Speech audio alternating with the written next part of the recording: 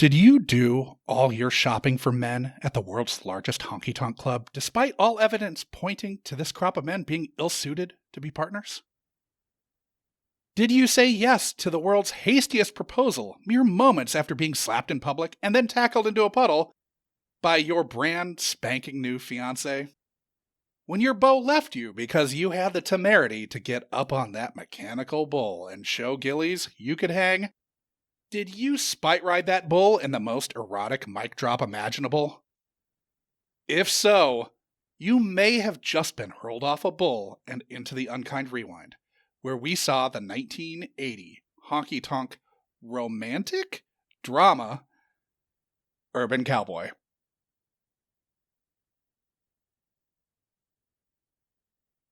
Greetings from the North Star State, where I, Josh Dugan, have been getting my own mechanical bull installed in our apartment to prepare for the inevitable reboot of Urban Cowboy, just like John Travolta did for 2 months prior to shooting this film. As usual, I am joined by my co-host Sean McGrath. Sean, did you dive deep into your closet to dust off your mesh shirt collection in honor of prison rodeo hero Wes Hightower? Yeah, wow, that is his last name, isn't it? Well, you know, and I think everybody who listens to the show knows I already have a pretty extensive mesh shirt collection. So it's not like I needed to get anything brand new. But I'm wearing one now, of course, and I did special order a pretty junky boxing machine to kind of prep myself for this podcast. So both of us have done a lot of physical prep. Yes. On the line this week, we're joined by the ebullient Lori Ferraro. Lori, have you been figuring out how to best spite ride a bull to best those who've done you dirty? My God, that scene when she stands and is moving like that. Oh yeah. I was zipped right back into my childhood, remembering, my God, I want to do that someday. So now I have a new goal again. How is this not an Olympic event? I don't know. Mechanical bull surfing? I mean, like, if they're not going to bring back breakdancing from, in 4 years or whatever, like, there's room for something. Agreed. The way she takes that lay back right at the start there, good Lord, woman. She's a boss. Yeah. She's great. And Sam, my son, was in the room with me, and he was half watching it, and I bet he was fully watching that scene though. I know. And I said, Sam, that's the woman from Terms of Endearment. And he was like, I don't care. I'm wearing a shirt of Patriot, the show, which Debra Winger is the mother in, and which the lead rides a mechanical bull in the beginning. My God. So, Lori, why don't you tell the listeners who weren't invited to the very last minute and likely hastily planned wedding last week and missed your Q's and T's installment a little bit about yourself? Let's see. I am an actor and a sketch comic here in Portland, Oregon, and I've been doing comedy for a long time here. I love movies. I love, and Sean and I met a long time ago doing a stage adaptation of Weekend at Bernie's. So that tells you how much I love good movies. Nice. Speaking of riding the bull, Lori. Indeed. Oh, I wrote a bull there. She had to fuck a dead guy. Yeah. Oh, okay. Sorry. Those were the days. There's not many times in life when you can steal the show by fucking a corpse, and yet somehow Lori has notched that one on her belt. Nice. We'll get to belt talk much later. Yeah. We need a whole half an hour for belt talk and buckle talk in this. Oh podcast. My God. So before we get too in the weeds on the psychosexual dynamics of East Texas honky tonks, where can our listeners find you, Lori? You can find me on Instagram at Lori Works From Home. I did a series throughout the pandemic where I dressed up every day as a different 80s movie character. So yeah, that you can find me there. And you can mostly find me doing shows at the Siren Theater here in Portland. Nice. Did you ever do the little two-step outfit that Debra Winger? I rode my desk chair like a bull. I'll have to find that one and send it to you guys. What do you Nice. call? I mean, I let's say just. that all the time to men I meet. I rode my desk chair like a bull. I'll have to find that photo and send it to you guys. I mean, this movie is quite a bit about Texas fashion.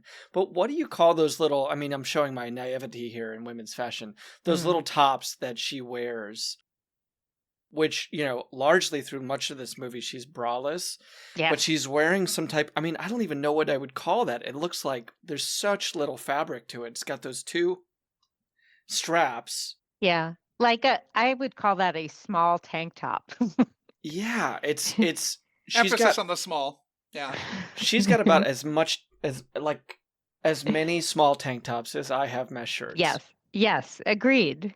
I'm sad you're not wearing like a cowboy shirt today, Sean. You have plenty of them. Yeah, that's true. I might do that when you guys go on a rant here. I'm wearing my pearl snaps right now. I dressed for the occasion. Well, Josh, and we should make note here for Lori and the listeners that don't know, but Josh has some Texas experience, so he's able to weigh in with some East Texas legitimacy here. Maybe not as much. Oh, there we go. He's drinking a Lone Star beer for cracked it for our listening audience. Josh, have you been to Gilley's? Gilley's closed in 1989. God damn it. I know. I moved to Austin in 2003, I think. Maybe 04. But the Gilley's closed in 89 after the original owner and I have the note here. After Mickey Gilley and what's his name? Charlie Cryer. After they had a falling out. Mickey Gilley, who lent his name to the place, and Cryer, who actually has a patent on the mechanical bull. Or had I got my patent. pearl snaps. Okay. There we go. All I feel right. better now. Okay. Yeah, much better. Okay. But wait, yeah. there's more than one Gilley's, right? Well, there may have been, but it closed in 89. Okay. I mean, I don't know if I've ever seen anything quite like this. You haven't, because it was the largest nightclub in the world at the time of this recording. Oh yeah, they told us. They were like, it's Yeah. 7,000 square feet of concrete that blah blah. Like they were really selling. Come to Gilley's. Yeah. There is a Gilley's in Dallas. Just so But you it know. is not. It is not this. No, and this is related to like the owner, right? Who we see in the movie. Yes, Yeah. he's at the piano. So Mickey Gilley is the performer who lent his name to it and became co-owner. It was started by Charlie Cryer, who had a mechanical bull, who had a patent on a mechanical bull. And then they had a falling out in 89. It burned down the next year after Cryer lost his lawsuit, or lost the case in court and was ordered to pay $17 million. He's dead, so I'm not accusing him of burning down something, but the thought has been voiced in public by other people.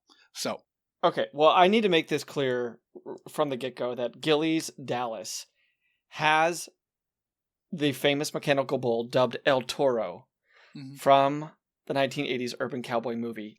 It is not available for riding, but can be used for photo opportunities. Of course. Well, we should all get on a plane right now. I don't know why we're not doing a live event from Dallas. I don't either. I'm sad. we can do a reunion show. That's true. We could do a reunion. Yeah, when we do the telethon for this event, it'll be from Gilley's Dallas. Oh yeah. It's crazy how much of this shot at Gilley's. Like, to think about how much they had to close down the busiest nightclub certainly in the state at the time, and probably one of the busiest nightclubs in the world. I mean, you look at that parking lot, you see all those cars, and it is shocking how many people would have been there. Mm-hmm. What was it? 7,000 at one point. James Gammon says 7,000. Yeah. Square feet. Yeah. Square feet. It's like more than an acre, right? Yeah, he Didn't says, they say it's more than an acre? I wrote it down. 3.5 acres of concrete prairie. Yes. And who's that actor, Josh, who plays his uncle? His uncle's Barry Corbin, who was Maurice Minifield. Corbin. Yeah, Maurice Minifield on Northern Exposure. Yeah, Uncle Bob. A really great character actor. Mm-hmm. Yeah, but he's the in one who No Country for Old Men. He's in I believe, the last scene. Yep, he's talking to Tommy Lee Jones. Yep. But yeah, it's.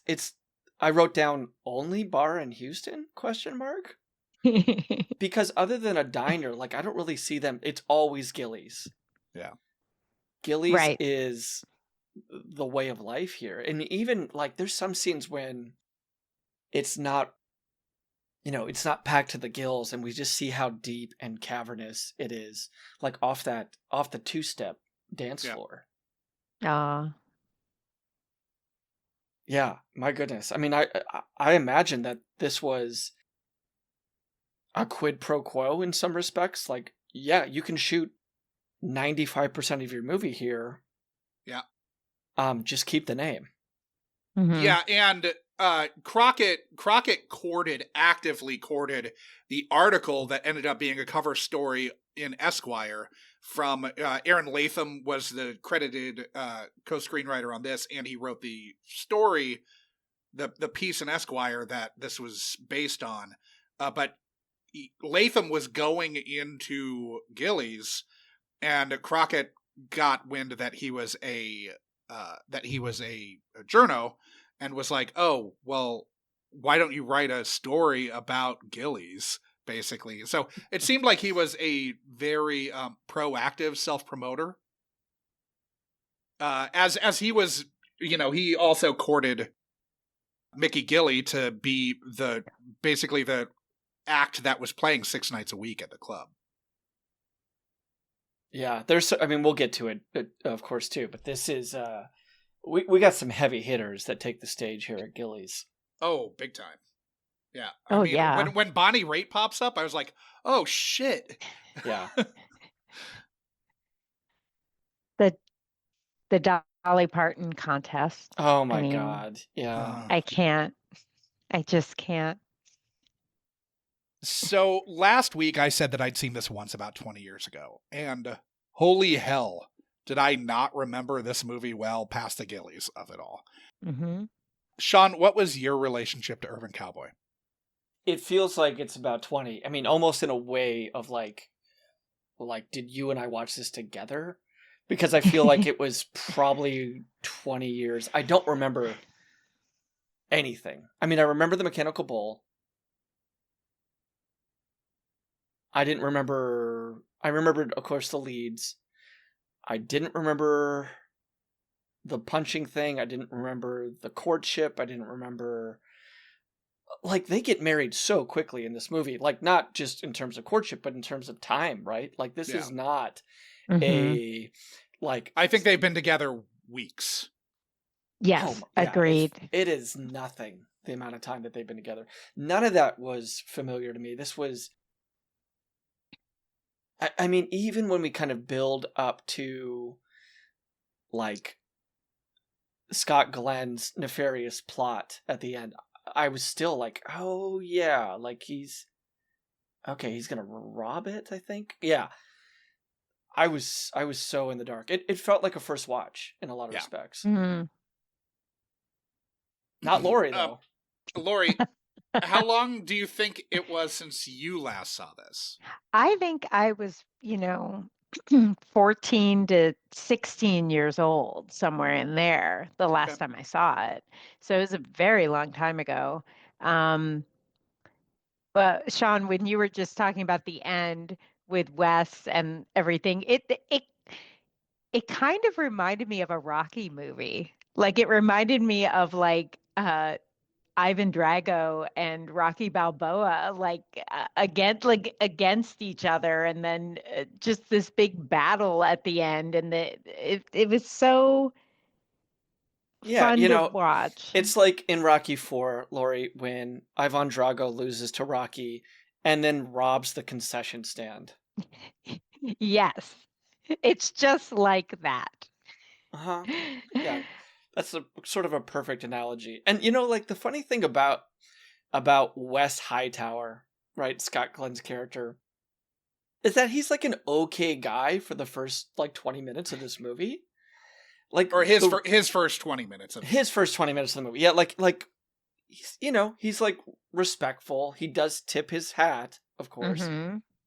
which, according to Texas law, Josh, you might be able to weigh in here. You shouldn't do to a married woman. But it's not until he does that like dirty mechanical bull maneuver and tries to Oh, concuss Travolta that he actually yeah. like shows his true colors. Hmm. How great was John Travolta's drunk in that scene? And I'm not kidding. I thought that was like very believable when he's sitting in the diner. Like, because putting Yeah. on a drunk can be very hard to watch. And I was like, I believe it. Good Yeah, job, John Travolta. and it's that there's a lot of great kind of nonverbal Texas stuff that happens in that scene. Of course, the hat tip, Hmm. which is so funny, and like this movie is just like it just doesn't give a shit about like misogyny at all, because like those two girls, like I like Jerry Hall, right? Did we all clock Jerry Hall there? Yep. Yes. Are basically I fucking Bud It's Jerry John Hall Travolta. and her real life sister. Great, great. Well, sister share. Perfect. Perfect.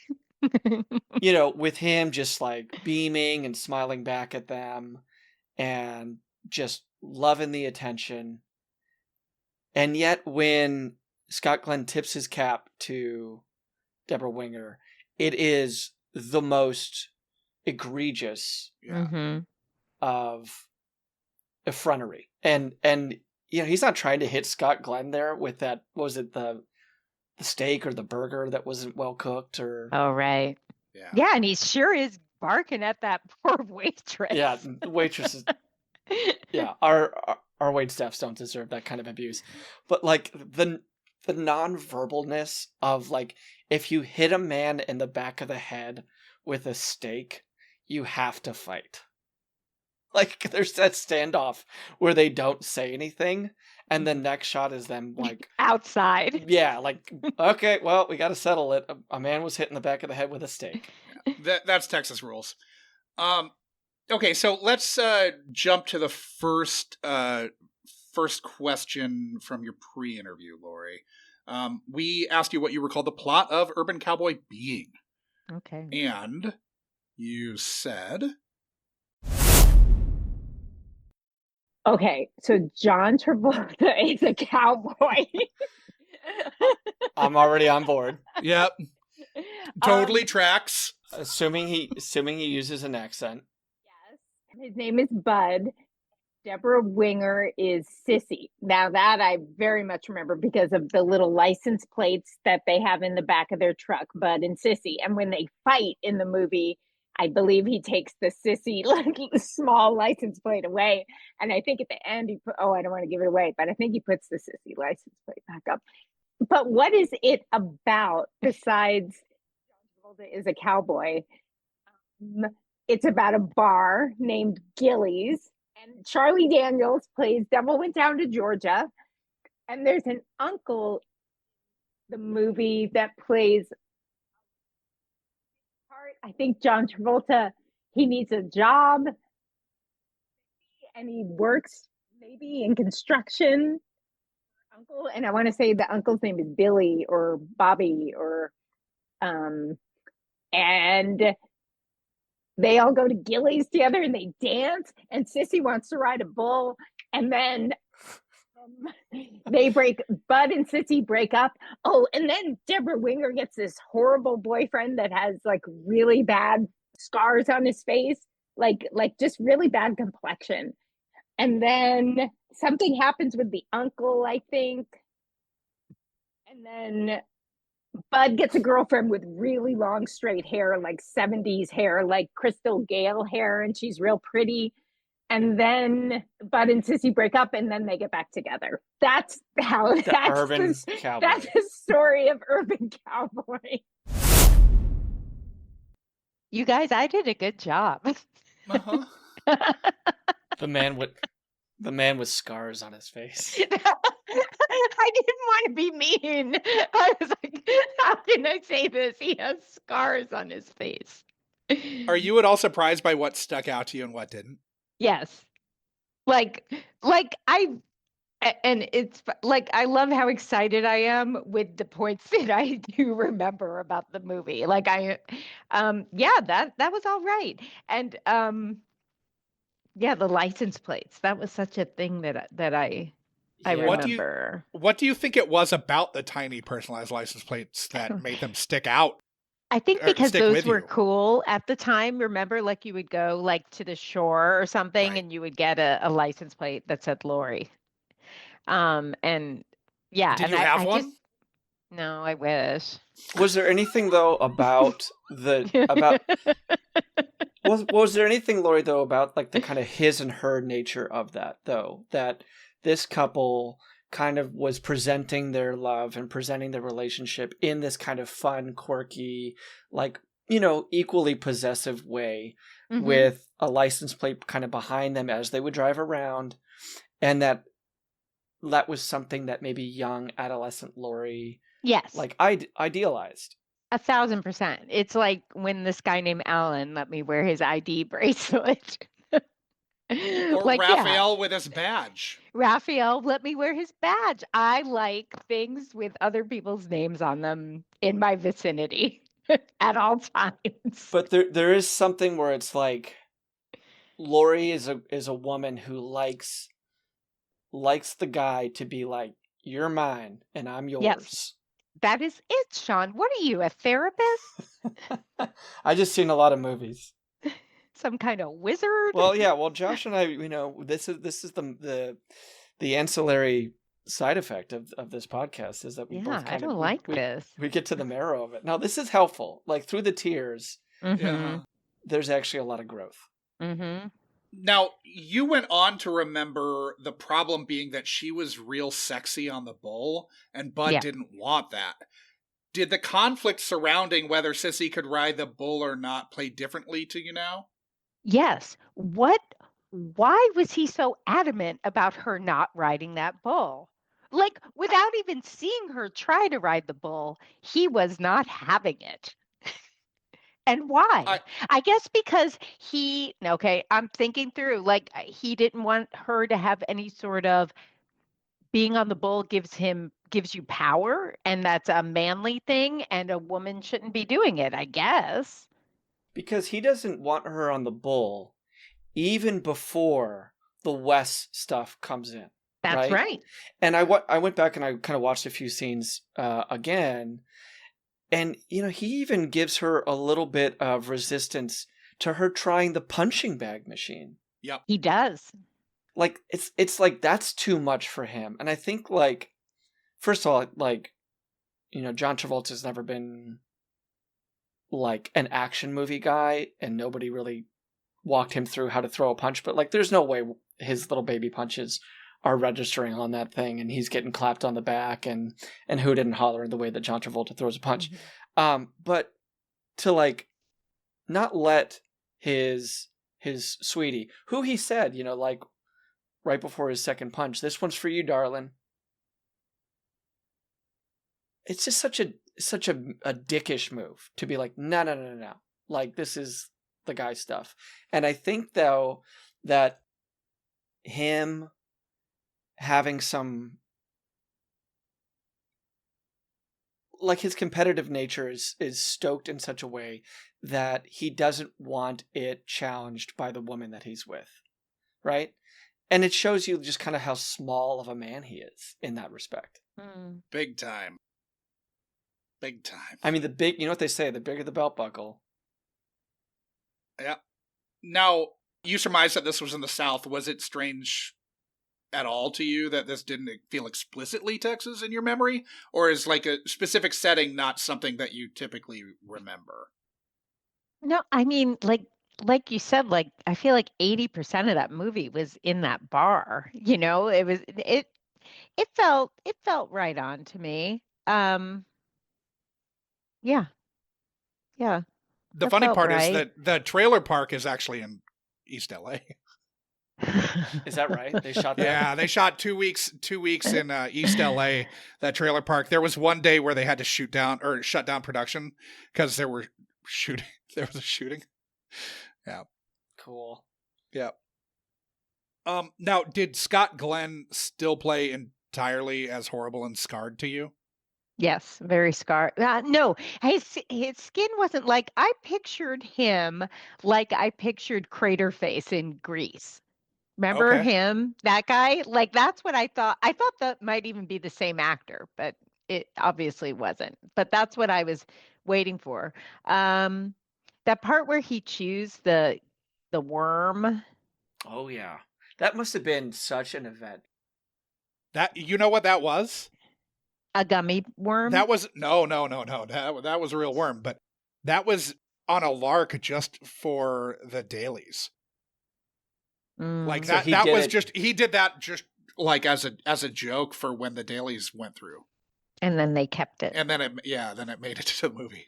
I mean, Scott Glenn, right? Like, and I don't really know his filmography. Obviously, he's been around for a long time. Yeah. But in the absence of scars, how old is he in this movie, He's Josh? 41, I believe.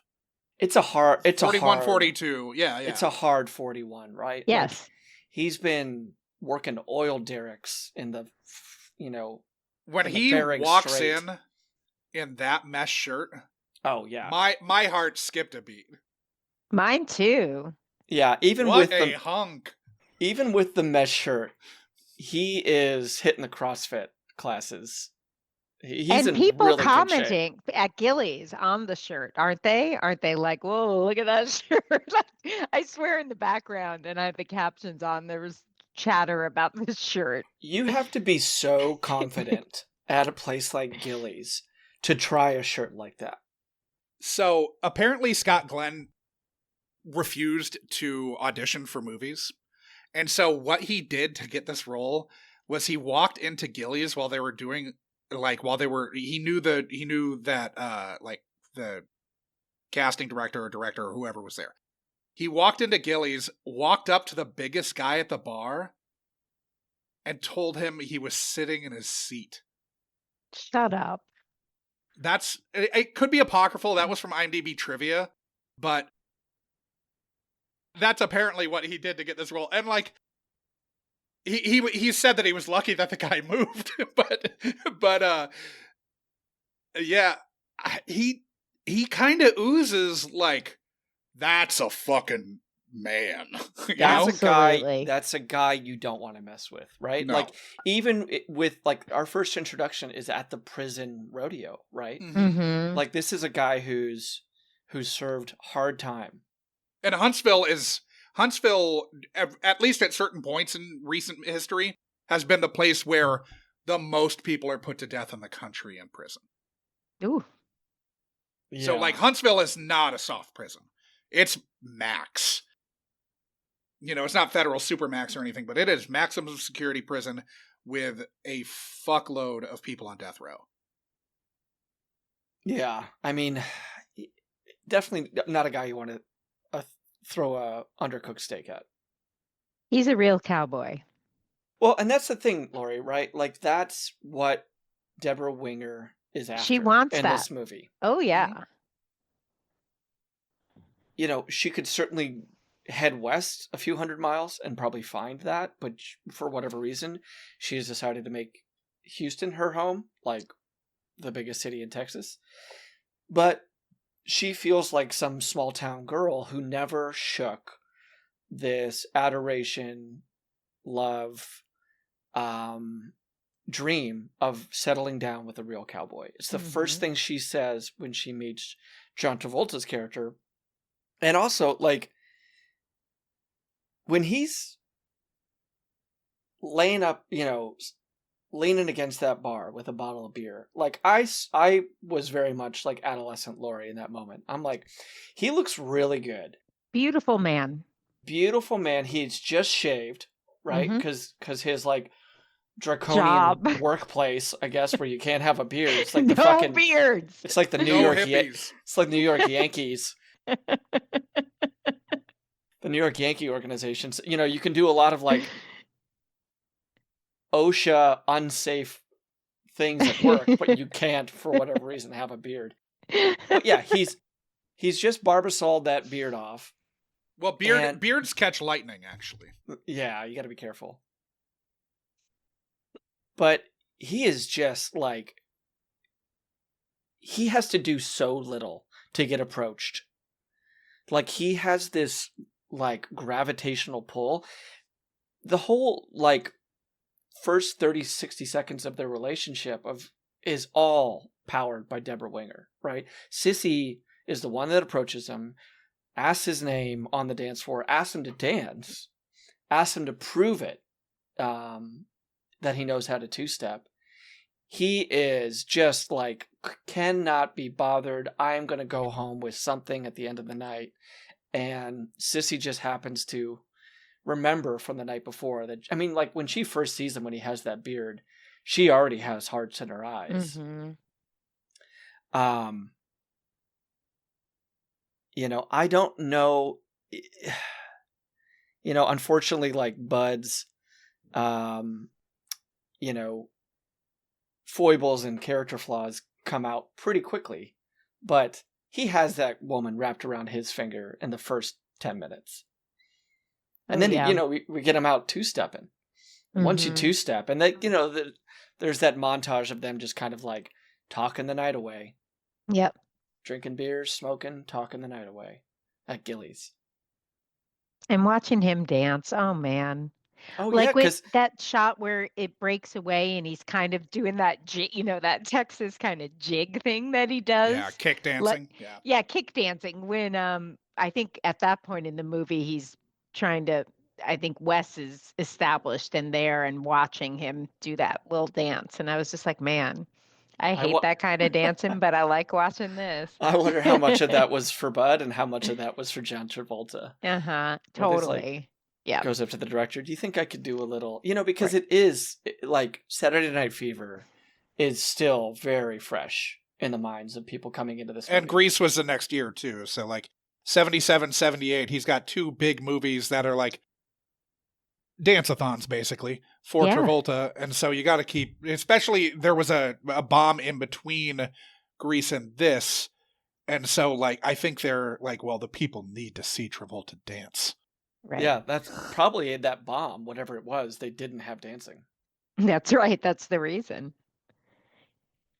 Now, you were a little hazy on where the title of the film came from, wondering without certainty if he was a cowboy who came to the city, informed in part by Travolta's having just been in Saturday Night Fever a few years prior, and you thought he was maybe working construction. You also were not sure if he ever actually rode the bull. Was it strange to you that you didn't feel like you'd remembered Travolta's backstory? Yes, absolutely. The start of the movie, I was like, I have no idea what this movie is, right? Like, how long's he in the country? What the fuck is this? Like, he's what, 120 seconds in the country? Like, and this whole thing with his mother, call us, blah, blah, and the big goodbye and, like, waving the hanky, and everyone running out, and he's just like, get me out of here. All right, that's where the title comes from. He's going to be urban. Call us when you're done with your first threesome. Yes, your mom's on the phone. He what could a fun not aunt. The right? name of that town, I don't know if it's fictitious or not, was Spur, Texas. It's not fictitious. It's a real town. Okay, so he's coming from Spur, Texas. But it's a town of like 200 people, like very, very small. Mm-hmm. I mean, it seems like a nice family. There's no like dad throwing the beer bottle against, hit the wall to wake him up or anything. But he gets hooked up with the family job. But you're right. Like he is out of there. It's almost like he He's was like, worried that somebody had jumped in the flatbed. right, peeling out to leave. I saw no luggage either. Maybe there was, but he just left. As long We as he did had not see the luggage ever. no. There was no packing montage right at the get-go. He was There just was gone. there was no luggage, but there was an empty beer bottle for him to spit his chaw. Yes. How much dip was in this movie? Everyone had, like, even Uncle Bob, where he's like, "You gonna shave off that beard?" He's got that cup and he's spitting into the cup. Like somebody gave these guys the direction. Just this is what they do. Do this a lot. Well, Lori, you don't know this, but this movie was funded by Big Dip. Like it's left and right in almost every Dip. scene. Yeah, it was Redman, Lone Star. Trying to think of what I saw a list somewhere, but I don't know where it was now. Uh-huh. Of the product placement, but Lone Star was an actual. Budweiser was too. Mm-hmm. So getting to the next clip, we asked you how old you were when you were watching Urban Cowboy on a loop, and you said you thought you were probably 15 when this was a staple for you. So I'm going to throw to that clip here. So we asked you what you were like at 15. Oh, Lord. What was I like? Oh my God. Desperately trying to figure out who I am. And Okay. very low self-esteem, I'd say, and looking at the women in this movie like, I wish I looked more like that, that type of thing. And also huge Travolta fan. I mean, from Grease and Saturday Night Fever, holy moly. So I was also watching quite a bit for that. Well, and also for a girl down in Florida like Travolta, who is very much the embodiment of a Jersey, New York, Italian American, he must have felt in some ways nostalgic too for you. Yes, he felt more like home, even though he was a freaking cowboy. Right. Yeah. I was like, that's still John Travolta. Like he can put that hat on, but I'm like, that's John Travolta. That's not a cowboy. The hat comes off. The hat comes off. And yeah, oh boy, he sure is handsome back then. Oh. God, I'm all swoony. Yeah, so the... many times in this movie, I was like, that's Vinnie Barbarino. That's not a cowboy. Lori has the vapors. Totally. Still, I mean, honestly, so handsome. What a handsome young man that is. Did you like him with the beard before he shaved it? I like him without that. When that same shot when they pan up on him, I'm like, God damn. Yeah. Now, you went on to say that Travolta was your main draw as a teen to this movie. How did you feel about Travolta playing Bud here? Oh, watching it now, I was like, it was very hard for me to buy into the cowboy because I was like, he would do things or look a certain way or whatever. And I'm like, that's just John Travolta in a cowboy hat. That's Vinnie Barbarino. That's Danny Zuko. It was weird. He did a great job, but it was John Travolta. It was a John Travolta movie. How did you feel about the character of Bud outside of the looks? Like what was felt new to you with your eyes today in looking at Bud as a character? I don't think Bud is a very nice or kind person. You think? You think? Is there anything that you'd like to tell your 15-year-old self? Yeah, don't about go for okay. that type of guy. I mean, Ugh. but that was totally a guy who, like you guys were saying about how she had to do everything and approach him, and he was so like laissez-faire about when he's dancing around the dance floor, and yeah, I guess I'll kiss her, whatever. yeah, I'll take this home and see what happens. Hey, now we're getting married. I mean, Well, it let's talk, huh.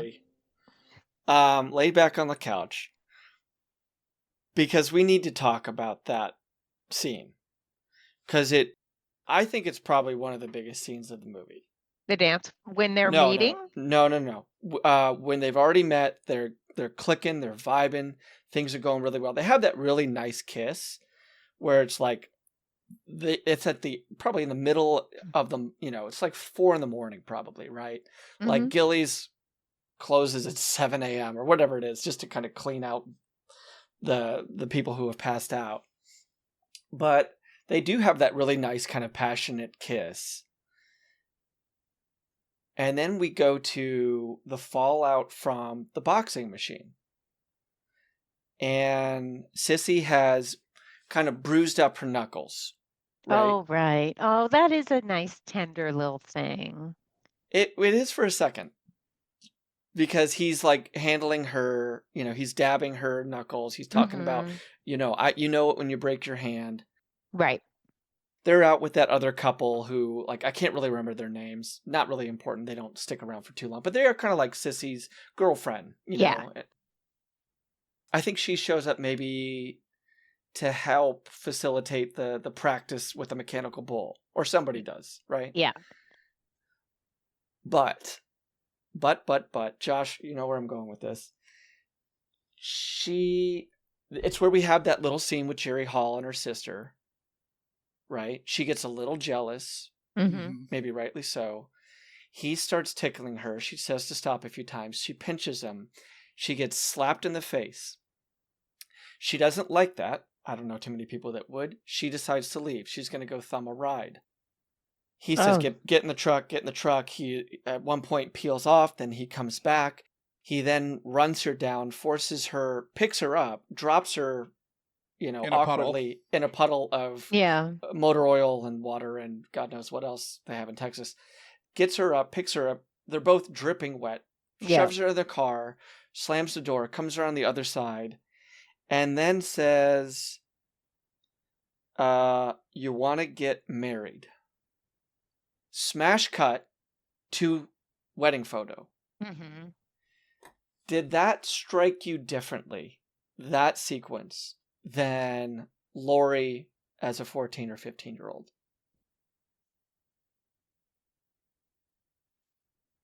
Yeah, I thought that was pretty shitty.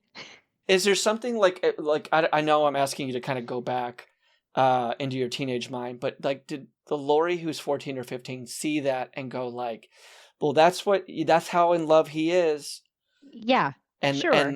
it's especially during that scene, what I find so kind of vexing and perhaps manipulative is the type of music that is playing during that scene, right? It's like this bluegrass, almost like Benny Hill credit Yeah. sequence. It totally reminded me of Benny Hill, or like there should be like a greased pig running around and Yes. there's Yeah, like they like should be something out of trying to Hee Haw. tie it. Yeah. Yes. Yeah. It's a cannonball run, like, yeehaw type of moment. Whereas if you remove the audio or if you remove the music from that scene, right, what you have is a man forcing a woman, to get back in a car, picking her up, dropping her in a puddle. He's just committed his first act of domestic violence in a fucking restaurant. You could argue, like, if she was to press charges, that is a kidnapping charge, right? Like, I'm not saying that it would stick, but that could be a kidnapping charge. He is pulling her against her will into a car, slamming the door, coming around. She doesn't even respond to the proposal, right? You want to get married. Isn't it kind of like you want to get married? Yes. Like that, right? It's just like They're that. panting, they're out of breath, they're wet from that puddle. It's the middle of the night. He's probably reeking of Lone Star and Redman Chaw, and it cuts to the photo at Gilley's, classy move, Of course. of their wedding photo. And I just went like, Oh my, like, I wondered how much devastation between 1980 and today there's been from impressionable men and women who see that scene and go like, that's how you do it. That's love. Sure. That's love. Josh? I mean, I fucking hated this scene. I hated it so much.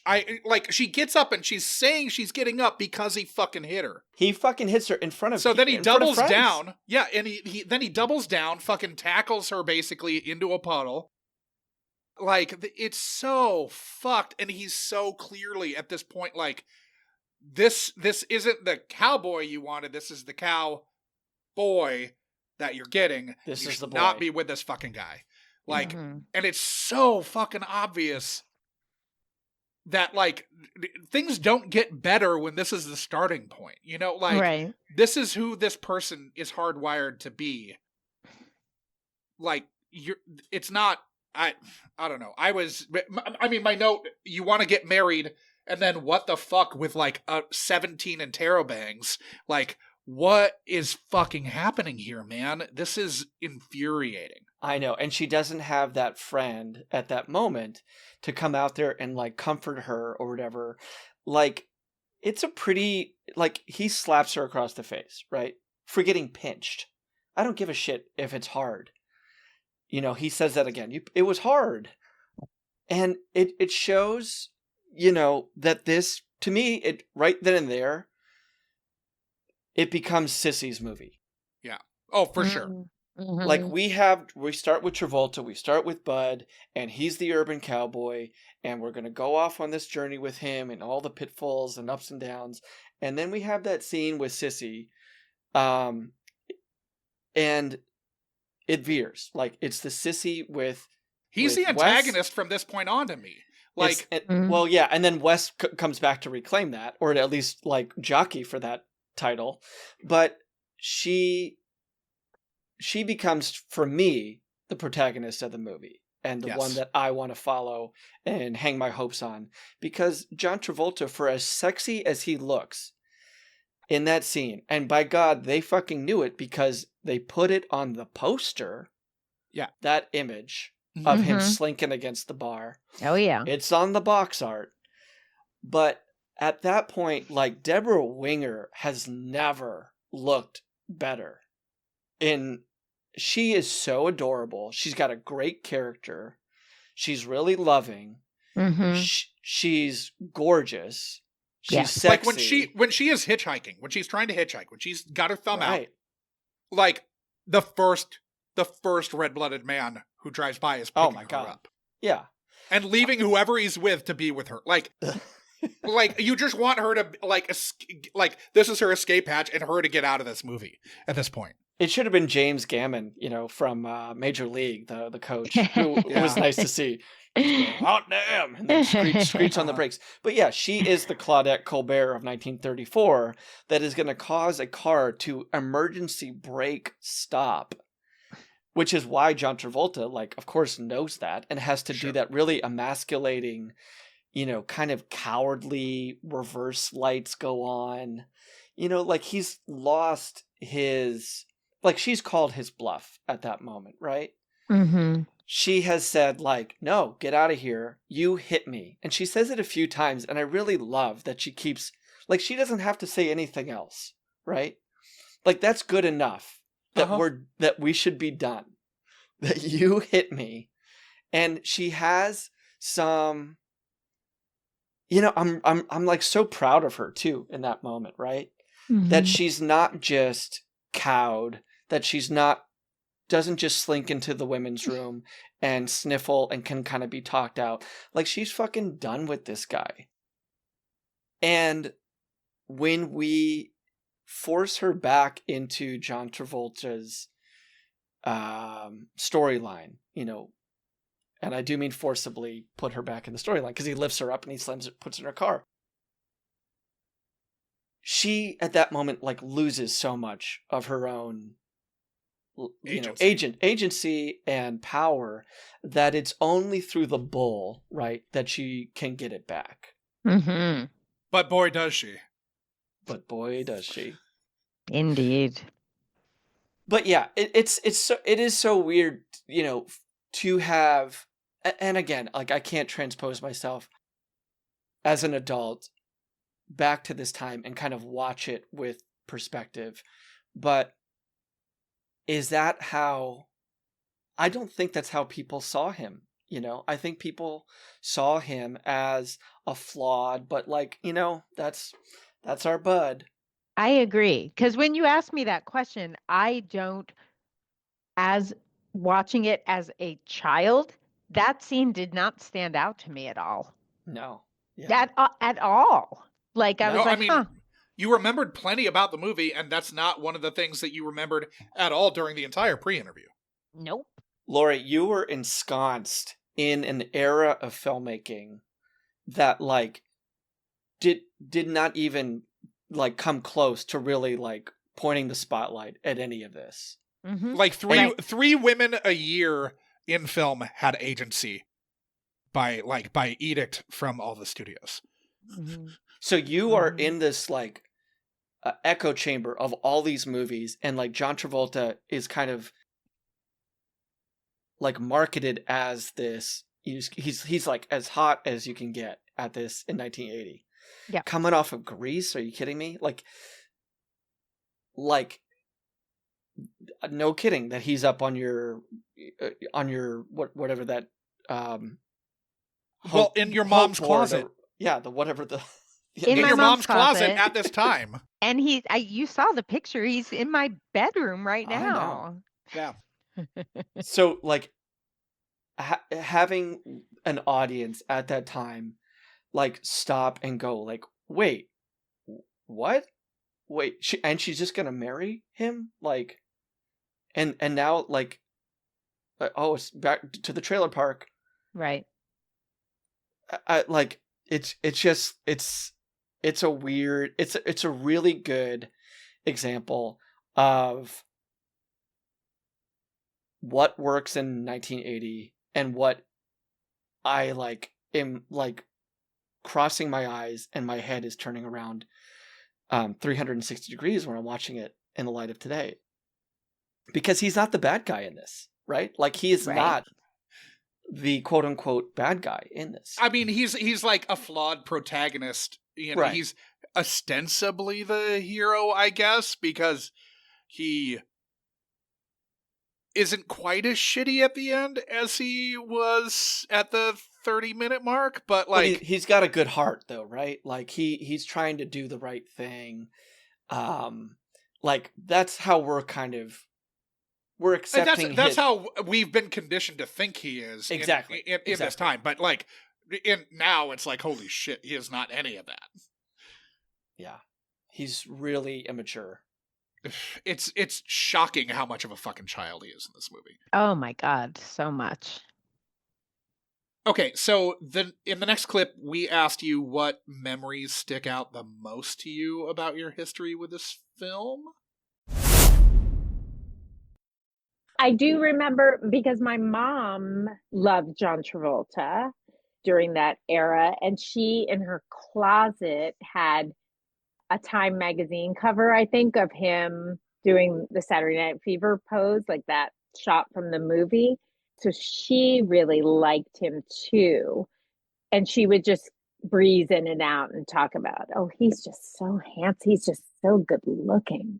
Oh, John Travolta, so good looking. And I was like, yeah, you got that picture in your closet, Mom. I know you think he's good looking. You know what else I remember about that picture? Like it was signed, but like by a friend jokingly, like to Bonnie, heart, John or something. And I was too young to understand that that wasn't real. So I was like, my mom met John Travolta and he like drew a heart on there. And then one day I was like, why I didn't ask this before, but I was like, when did you meet him and get that signed? And she's like, what are you talking about? I don't know. Artie Cavazzi did that. They're like one of their friends. So your mom loved Travolta during this era as well as you. Yes. Is it at all disturbing to you that you could both look lustily at Travolta in this role? Disturbing? Um, no, it almost makes me feel like that was like a sisterly, fun, giddy little thing that we had together, and it was cute. Well, more disturbing because of who Bud is. Not Oh, that your mom would be lusting after a 3-year-old or whatever, right, however old Travolta is here. right. Yes, if you put it that way, for sure. For sure. But I don't think, like, again, like during that time, I don't think anyone, like, we just weren't going that deep with it. He's about Oh, Again, 25, by the way. okay. I could see like my grandma walking into the den and being like, "Oh, Whitey hit her. That's not nice. Oh, he's good looking." Like it didn't There's matter. also so much like goodwill that he's bringing into this movie too. So like I'm sure that there's probably like a very murky line between Bud and John Travolta for you. If he is a guy that like has been in the home and has been in like on the TV and have been in movies that you and the Ferraro household have loved, right? Mhm. Like John Travolta is carrying into Urban Cowboy all of that goodwill and all of that love and adoration from these And other he's movies. Italian. And he's Italian. He's like the pride of the East Coast. Mhm. But is Bud Davis Italian? No, not at all. No, but that's why the line is so murky, right? It's like Woody Allen and then like the characters he plays in his movies, right? Yeah. So John Travolta is coming into Urban Cowboy with like this, with a longer leash, maybe, right? Than if you saw Bud played by a different character. Right? Like if they went and like they got Dennis Quaid, who this was apparently written for. Like if they got Dennis Quaid, Lori, to play Oh, Bud. I didn't know that. It was Great. written for him apparently, and it was also apparently offered to Gary Busey, who had just been nominated for Best Actor for Buddy Holly Story. Well, how Right. weird would that be? I don't think my eyes could unsee Gary Busey on a mechanical bull. No, that I don't that think would Gary be Busey gets a bizarre. mechanical bull in his house and rides it for 2 months to train for No, this. I think Gary Busey would not ride, but instead try to fight the mechanical bull. Yes, yeah, 100%. But I could definitely see Dennis Quaid up on top of that. And this is probably what, just post Breaking Away, Josh? Yeah, it is, yeah. Okay, so Dennis Quaid's a hot ticket. He's got the body. I could see him getting up there and Yeah, I could see that too. or even, like he doesn't have the mileage that the Scott Glenn character has, but like Uh-huh. Dennis Quaid as the bad boy, could also have maybe worked. But we both know how I would feel about that, but I know. Dennis Quaid, Lori, is Harrison Ford without the charm, according to Josh. Oh. all the smarm, none of the charm. No, Yes. I like that. But He if was Dennis, saving it up for Great Balls of Fire. but if Gary Busey, Speaking of Great Balls of Fire, just real quick, Gilley is Jerry Lee Lewis's cousin. Look at these connections. Okay, so like let's say Gary Busey is Bud, right, Lori? Like in fantasy world, I wouldn't care universe. about this movie one bit. But wouldn't the actions taken by Gary Busey seem so much more egregious Yes. than they do with John Travolta? Like there's a softness a little bit to John Travolta. Like even like the way that he kind of like runs after her in that parking lot is so weird. He's got like those, not to reduce it down to just this, but he's got those cowboy boots that are like white, and like as he's like walking and like trying to catch up with her, they look like spats in a way. Even that dance that he does is like, it's silly, right? It's not meant to be super sexy. I think like, it's not him out on the dance floor. He's not Tony Manero there. He's not Tony Manero by any accounts. He's doing a little hokey thing. He's getting a little solo time. But he's much sexier when he's two-stepping. Mhm. He's much sexier when he's doing a duet with Debra Winger. Do you think it's the Thetans? It's probably the Thetans that he has not excised from his body through the Church of Scientology. Yes, we do have to acknowledge that this is him before It's pre-Scientology, right? pre-Scientology. I believe so, yeah. By a lot, yeah. So he has not had his stress test. So maybe there's a lot of like criticisms that are not very fair here, right, Josh? Is that kind of what you're getting at? Yeah. As you always do. Always. I have to rep my people. But I do think though that like that's kind of an inalienable point, especially for what Lori has said about the reverence for Travolta, is that he's getting a maybe a pass on a lot of the kind of like childlike behavior here. Because he is basically a piece of shit for 2 hours and 20 minutes. If it's Gary Busey and not Travolta, like you're like, fucking don't go back with him, sissy. Right. Like find that short king that you were two-stepping with in the beginning, or like any other guy at Gilley's. Right. You are Debra Winger in 1980. Like, look in a mirror. Yeah. She is just so She could have walked out with any fucking guy in Gilley's. Yeah, she could have walked out with Jerry Hall's husband and Keith Richards. Yep. Yeah, she could have.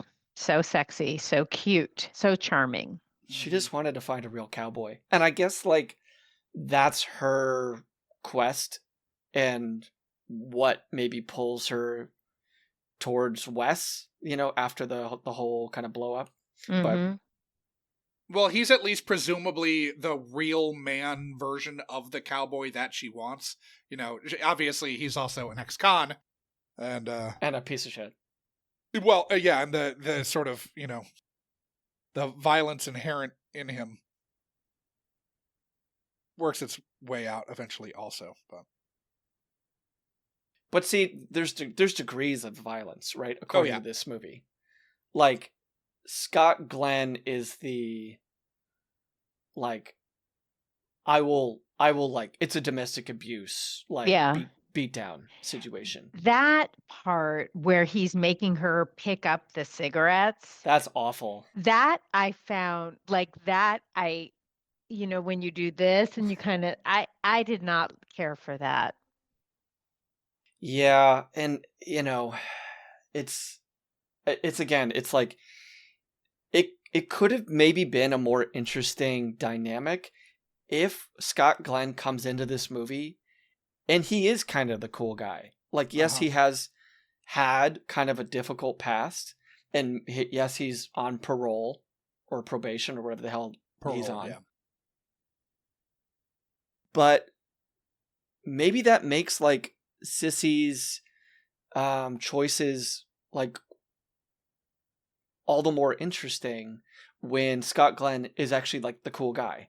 And for a while I thought he was going to be, because I remembered nothing about this fucking movie. So, like, I really thought, like, oh, this movie is, like, super progressive, and, like, the guy who's out, you know, the guy who's out on parole is, like, actually a pretty cool dude. Yeah. Because he is cool for a while. Like, he's cool for longer than Bud is.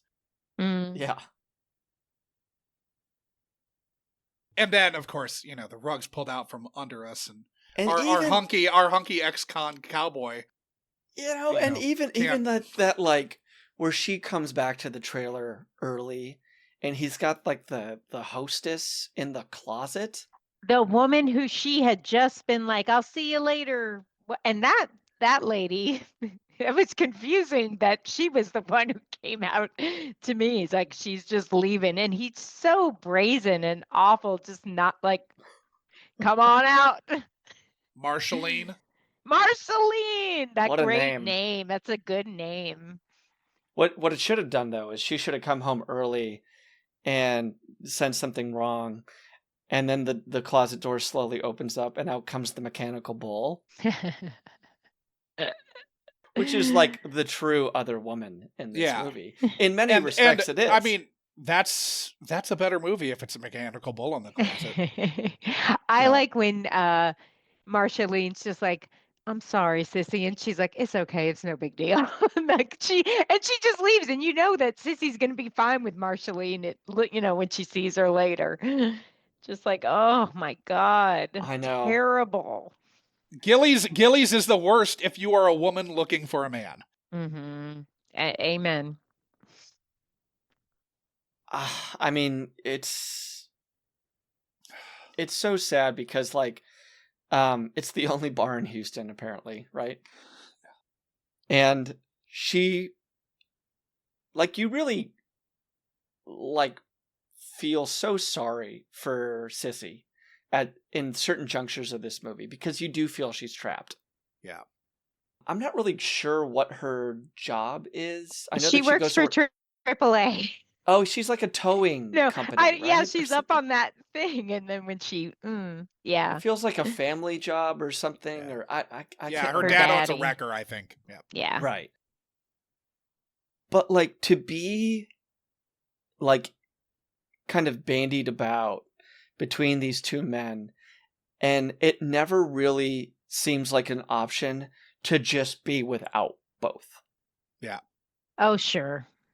I Like I even know at that feeling. that last scene, right? Like when it's the bull riding, like she comes to Gilley's with Scott Glenn and leaves with John Travolta. Right? So there's even like the exchange there because Scott Mm-hmm. Glenn isn't able to kind of successfully pull off his heist, which of course, I mean, what an awful life that's going to be. Like on the run in Mexico with Scott Glenn, with Wes Hightower Hightower. Yeah. before the cash, runs out. Ugh. Yeah. I mean, that place would do a $5,000. lot. It would do a lot of fucking cash. It's a huge.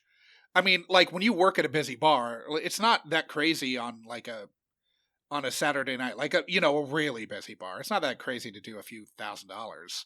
And this place is like the biggest goddamn bar in the country before credit cards are really like A have taken thing. over. So it's all Mm-hmm. cash in hand, This place is like a basketball arena on like a Wednesday night. Yes. Right? Like this is the This is equivalent. like in the town when they fucking rob Fenway. Yeah. It's like this is them pulling. I mean, like on a busy night when there's a cash prize. Like, wasn't there like 3 separate contests Three going on? separate contests, yes. The dance What? off The dance off, the Dolly Parton and contest. the Oh my boxing God. thing. Well, the Dolly Parton contest is the night before.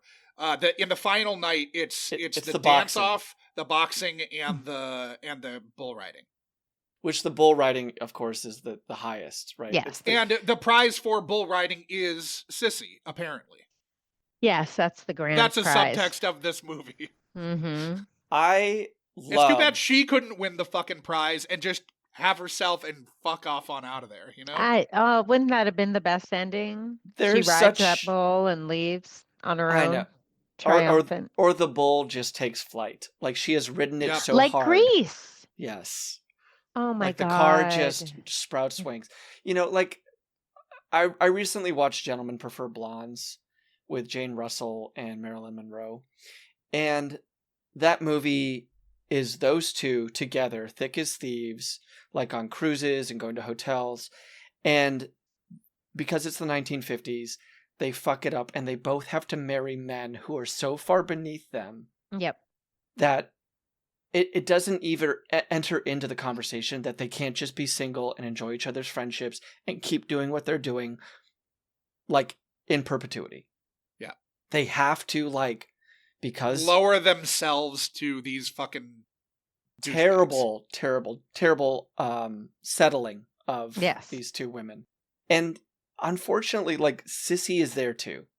Yep. Like Sissy is settling because, like she's about to run off with a guy who's an ex-con about to be a new con who beats the hell out of her and then makes her clean up the mess from her flailing body, right? Like, Mm-hmm. and the prize or the salvation is that you're back with a guy who can't really clean up after himself. I mean, what an embarrassing scene for like his aunt to show up and clean their house. Like, My God, Bud, you two live like pigs. you live like pigs. Yeah, you should be embarrassed, bud. Like you have to be an adult. You can clean something, shithead. Because the instant, what's her face? The one with the long 70s Crystal hair. Gale. That Yeah. was such a great description, Lori, of who that. Like when she- that stuck in my head because that was so many beautiful women back then had the shiny lip gloss and that long she needs a deep conditioning. That hair is not in good shape, but it's down to your ass. I think her character name was Nora, right? It's Pam. Pam. Okay. Pam. I don't know Ugh. where I Yeah. got Nora. Pam. Madeline Smith Osborne is the actress. I mean, what a sweet like apartment she's got. I mean, she's got that. She's got that. Why would she ever go hang out in the trailer? Like, fuck this guy. I can't imagine her Pam is going also in too there. good for him. I was thinking about her getting in that bed, and I'm like, she would not get in those sheets. Yuck. Those sheets, Lori, would not bend. You know what I No. mean? They would they would snap.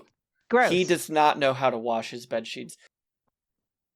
I mean, do you think he ever scrubs the tub? There's No. no, and when she has to sit, she probably hovers instead of sitting on that toilet. Yeah, and she looks like she is like dialed in every night that she goes out. And it's she's got kind of this shitty trajectory as well. Like she's not afforded. She also wants the cowboy. Like both of them say something about him being a cowboy, and that she has a whole monologue about her daddy that my daddy doesn't understand, and he's in therapy. No, she doesn't call it that. What does she call it? What's an old-fashioned word for therapy? She calls it something else. He's in clinic, or I don't know, once a week because I like cowboys or I something. think she's still going through that phase. Like I don't know how old Pam's supposed to be in this. Like probably the same basic. But just age. slumming it to like get back at her dad or something. Yeah, she's in her like early to mid 20s where she's just like, has a downtown fuck loft that her fucking dad pays for, but Pour she's me a still bourbon. Yeah. What an amazing apartment that was in the brief time that we were there. insane apartment. And Clearly you see they him couldn't walk afford. in, like, that was a locations budget issue, I'm sure. Like that apartment was just too expensive to keep shooting at. So they're like, well, we got this fucking trailer. Let's go back there.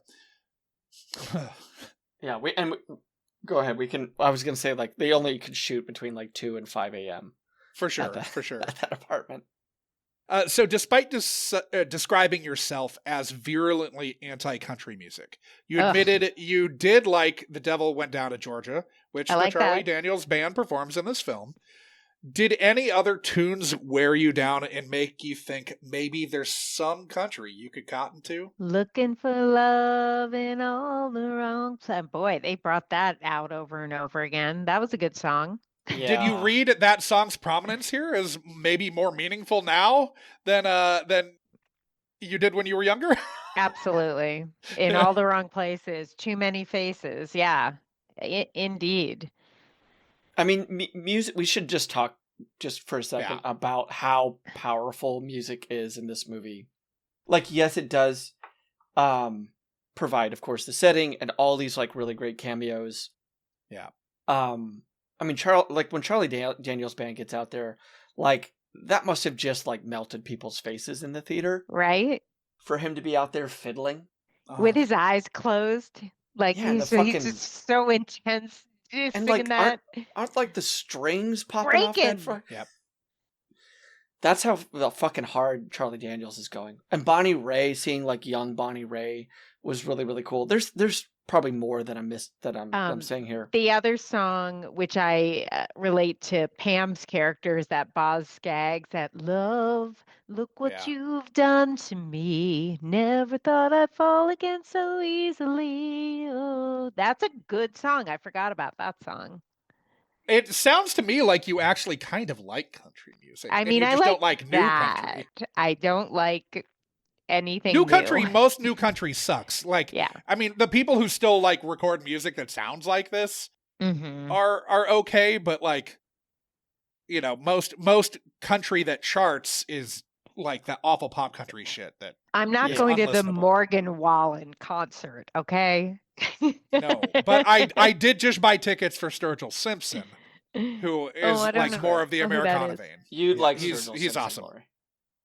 But music does function throughout this movie very much as the emotional touchstone for how we should be feeling about these characters. The very first time that they see each other in this movie, or at least Sissy sees Bud, we have the song "Here Comes the Hurt Again," and the first date is looking for love in all the wrong places. So they should be listening to the songs that are playing in the movie of their life, and maybe take the advice that's being dropped in here. If they wanted a little help and a little advice from characters who don't give it throughout this movie, like there's not a lot of characters that function as counsel, right? Like Sissy and Bud are largely kind of operating on their own accord, on their own, id and ego. Mm-hmm. Definitely a lot of ego for Bud. But there's so few, like, let me pour my heart out to you and talk to you about this girl that's driving me crazy kind of conversations. You're right. We don't have that conversation between him and Uncle Bob. No. Like, we don't see that. And when Pam comes in the picture, they seem like she's great. That no one is like, hey, what about your wife? Where's Sissy? That woman you're still married to. Yeah, they're like, what this about- girl is charming and a city girl, and look at how pretty she is. Nobody's like, hey. What about your fucking smoking hot, awesome, cool as hell dance partner Sissy? Mm-hmm. Like, have you seen her ride a bull? You fucking idiot. Because I don't think Pam could ride that bull. No, fuck no. No. Pam doesn't want to have any part of that bull. And I know that we have to devote some time to the bull, but yeah, it just feels like Danny Zuko had his guys, right? Tony Manero had his guys. Where are the guys? Where are the guys? Like even his kind of like hillbilly blonde friend in that diner goes AWOL. For most of this movie, after he has the run-in with Sissy, and 5 minutes later, after the slap, he proposes marriage. But like, I think that that's a problem with, yes, these characters, but also with people. Like, if you are not sharing your problems with people, if you are not confiding in friends, like, you're only going to start kicking over chairs in your own head. Mm-hmm. Yeah, maybe that heart-to-heart with, you would think that there would have been a scene with his uncle, right? Of him. He has like no friends at work, right? Mm-hmm. And his uncle's cool enough to line up a three-way for him. Like, his uncle would listen. His uncle got him a job. Like, what the fuck, man? Mm-hmm. Or talk even to somebody. Even James Gannon, like Lou Brown from Major League, who I remember started the night with Jerry Hall and her sister. He lined it up. His uncle lined up the three-way with Lou Brown. Right. And so he I watched that scene again, and he kind of like winks and nods his head to Jerry Hall as like show hey, this take guy care of show him a good time. Yeah. Mm-hmm. Welcome him to Houston. Wink, wink. Welcome him to Pasadena, Texas. And I think we can assume that he's not like pimping these girls out, and that it's Travolta's like, in one night, Travolta would have enough charm and rhythm on the dance floor to like maybe take home these two girls who were just told to show him a good time and then had a good time with him. Yeah, like, because then we have the scene with James Gannon where he's shaking down Bud for $200, in an alley. Mm-hmm. Yeah. And the very next time that we go back to Gilley's, which is again the sexiest shot of John Travolta from probably the 80s. Mm-hmm. I was going to say ever, but at least the 80s, because that one and the shot in Grease where he and he turns and he's got the smoke hanging out of his mouth. Well, that's 78. Sean was that's 78. in the 80s. You're right. Yeah. Then I agree. where I you don't could think maybe, I think he's too sweaty in Staying Alive to have it be from Staying Alive. or Perfect. I mean, you could Or maybe Perfect, make an argument. The hip thrust and the hip Oh, thrust, which directed by James Bridges, by the way. yeah. Okay, so the same guy who did this did Perfect. Uh-huh. And then John Travolta was in like some pretty terrible projects until he got Staying Alive. Well, I mean, like the 80s, the 80s is such a weird decade for John Travolta. Yeah. But yeah, before we get to that, you know, the very next night when he is super sexy and Debra Winger approaches him, James Gammon has a couple new women with him, and you know, gives him like, "Hey, bud, how you doing?" Like he's just a guy that women want to be around. Yeah. But he also could have been a guy that Bud could have confided in. That Bud could have like said, "Hey, I'm really struggling.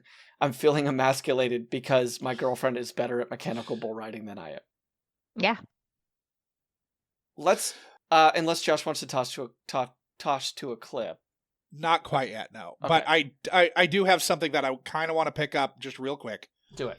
Beside your framed Travolta Stones Rocky dream board Yeah. that your husband made you had a VHS copy of Dirty Dancing. Yes. Were you aware that Patsy Swayze's first film credit as choreographer is Urban Cowboy? No. When I saw that credit, I like burst out of my chair because No. that rolled up and I lost my mind, Lori. I didn't know that. I love that. You guys. It's all coming together. There's like this connective tissue. Yeah. It's like the tree in Avatar. Mm-hmm. Like we're all just connected to that.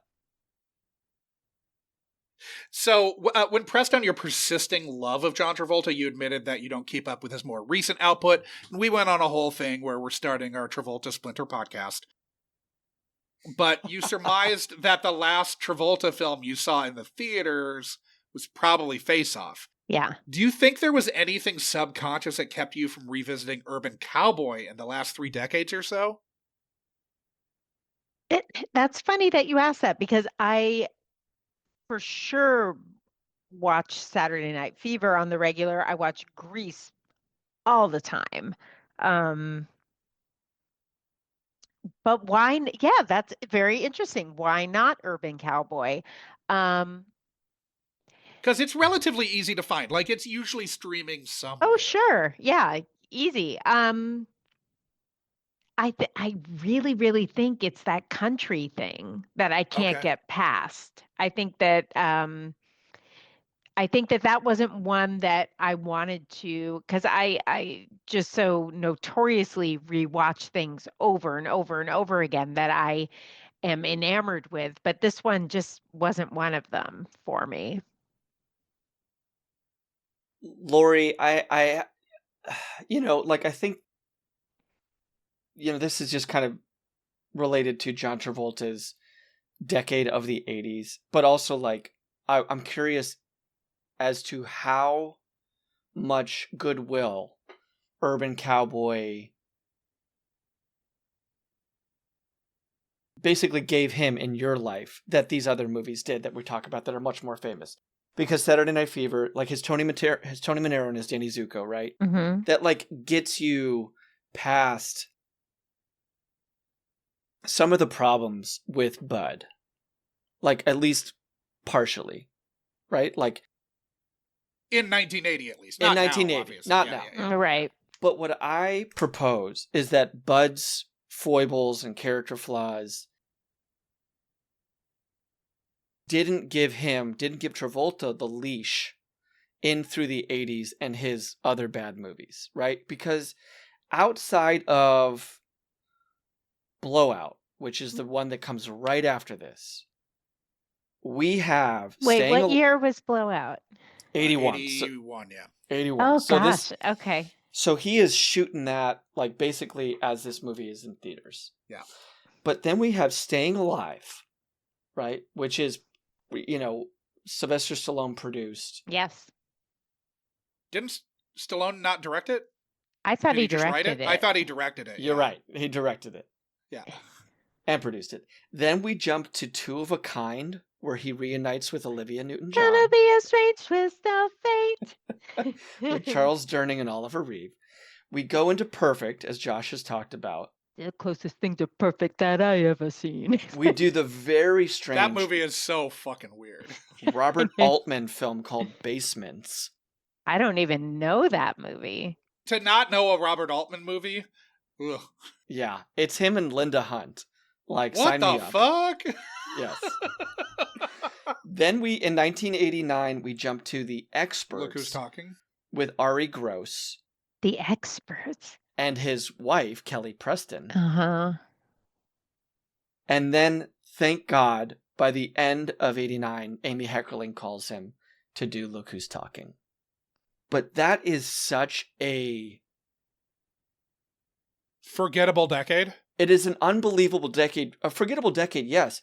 But also to come off of what he is coming off of in the I late know. 70s. That's Yep. like, what a start, right? And then what? Like, because He Blowout's needed to fire great. his management. Yeah. You could look at Bad Agents, you could look at like A Bad Manager, you could look at, you know, he stepped on the toe of, there could be some strange thing that a studio head just saboed his career, because like, even with the problems that we're talking about with Urban Cowboy, it was, I imagine Josh knows the numbers on this, but I imagine that it was a big box office success. That It was a hit. It was a hit. It gives him one more feather in his cap. He does a Brian De Palma movie right after this. Like, the 80s should be the John Travolta decade. And it just wasn't. It really wasn't. It really wasn't. And like, what I hypothesize is that we saw something in Bud that we didn't see in Tony Manero, that we didn't see in Danny Zuko, but we saw this unlikable quality in Bud that kind of soured us. It kind of like, we kind of like lost our gaga. He lost his shine. We lost a little bit of it because we saw this like boy trapped in a man's body who hits women, who gets his panties in a twist over a mechanical bull, who is so fragile that he can't have his girlfriend, you know, take a swing at a punching bag machine, let alone jump on a mechanical bull. And maybe there was something that like audiences just kind of like turn their nose up a little bit with Bud, that he lost that goodwill. You know, it kind of ended there. You know, and Staying Alive didn't like suddenly resurrect thing when they were like, oh, let's just get him back into the Tony Manero character. Right. Yeah, this made $46 million at the box office on a $10 million reported budget. I can't tell how this charted that year. For whatever reason, it's not putting this movie in the 1980 releases, so I can't tell you. All right, so we asked you what expectations you had for your return to Urban Cowboy. Okay. So I'm going to throw that clip here. I'm sure excited. Like, just thinking about getting really excited to watch it again, because like, I'm like, what is the story? So I'm excited to see what it is, because all I have are these flashes of the pretty girls, the bull, the songs in the bar, and that there's an uncle Character. a major character who's an uncle who he works for. So yeah, just to piece it all together and to look at John Travolta again. Do you think you'll like it? Yeah, I do. Okay. I don't think I'm going to watch it and be like, well, okay, now I'm thinking, did it age well? Probably not. But maybe it did. Maybe it's going to be great. Maybe it's going to win an Oscar this year. Yeah, could work. It's looking increasingly likely that Amelia Perez will win nothing after being nominated for 13. Yeah, there might be an opening. Mm-hmm. We're recording this in February, early February, by the way, audience. This is well before the Oscars actually happen. This is well before we had any idea that Urban Cowboy was going to get an honorific Oscar. Right. So it just, Yeah, it seems like we're having a good time and not being prescient, but obviously, this is before it actually happens. Yeah, before it wins Best Movie Ever. Yeah. Right. Best Yeah. Travolta ever. But probably Best Mechanical Bull. Oh, I'm sure. I mean, that might be a lock. Uncle, maybe. Best This uncle that Sean and I have no recollection of at all. Best supporting uncle. Have you noticed in I am so excited about this movie and I love hearing my excitement. Like I feel like I'm listening to my like that was like when I was a teenager. Like that's really fun to hear because I do get so excited about stuff like that. But also what an impression the uncle character made on me. Like for what reason? Well, I it's don't because he liked your know. post. He liked your post. I mean, maybe, my God, but like, You have a personal connection to him now. I have a connection, but I really remember there being something about Uncle Bob, what I call him Uncle Billy. It's Uncle Bob. Um, I did write down one thing about, and it's like in this long list of stuff I wrote, and all in capital letters, I wrote, "What is this factory?" Like, it's an oil refinery, I believe. Great. Didn't all I saw was things going up, being placed, John Travolta with a rope, and then of course Uncle I think it's a Bob. very East Texas job, Mhm. working on the oil refinery. Yeah. I Mhm. think that it got super. It's hard for me not to think that they got a little heavy-handed with the near-death accident that John With Travolta John goes through Travolta? Oh God. because of how Christ-like he kind of becomes as he like splays back. I mean, Uh-huh. we do kind of we're kind of Well, he's the Antichrist though because he's hanging upside down. Yeah, he's upside down, and then he good hugs point. the board. Oh, But yeah. we're mirroring a little bit of kind of the mechanical bull stuff, right? Like Sissy does a little bit of that too, right? Well, the language of cinema is telling us that Bud almost dies because Sissy had the temerity yeah, to that ride bitch. that mechanical bull. Yes. Yeah, And then that's that like she's not home when he's in the bathtub, like that whole thing where he's listening to the conversation and then that's a great scene where she's like she lies and says she's with her girlfriend or whatever and he's actively listening and then he sits back and like props himself in the tub to be like he wasn't listening. Was he drinking a Budweiser in the tub? I know he's drinking a Budweiser right around this point, and I think Budweiser is the beer that Bud drinks when he's the worst. Mm, He's drinking Lone Star when he's cool, right. Budweiser that's when he interesting. sucks. And he's also taking pills because he or the aunt is there cleaning up and giving him like Yeah. downers and then he's drinking the beer in the bathtub. By the As way, one does. Josh, If this was 1980 medicine. Yeah. adjusted for inflation, this movie would be right around top 10, top 11 at the box office. So if we could adjust the inflation from 1980, it would have bested the new Planet of the Apes movie as well as Gladiator 2. Oh. So this movie made a lot for 1980. Mm-hmm. Yeah, so 46 million, which is what they say its end total was on the film page, would have made it the 12th highest grossing movie after Popeye, but before The Shining. Oh, I love both of those movies. And those movies, I think definitely, Robert, I think definitely those movies were made for more than 10 million.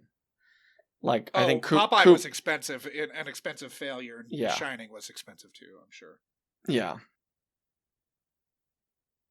But yeah, I mean, I think you're right, though. Like that, she wasn't home or she wasn't there for him, which in no way would have affected like what he did up there. Anything that happened. Anything that happened, but it is therefore because she was somewhere else doing this thing that her husband doesn't want her to do. Shame, shame. Like therefore she is culpable, Mm-hmm. right? And the blowout in the subsequent scene when he finds out like that she has been there and all that stuff. Oh, it just feels like there's a two roads have diverged in a wood, Bud, right? Yeah. The road where you realize that your girlfriend, because you didn't want her to do this, but she really wanted to do it, went and did it anyway because she's a woman of free will. And she's his wife here, not even his girlfriend.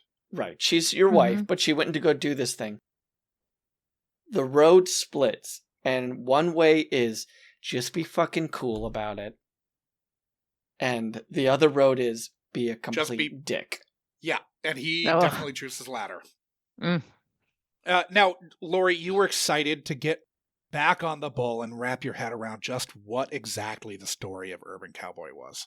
Mm-hmm. What emotion did that excitement give way to upon finishing this rewatch?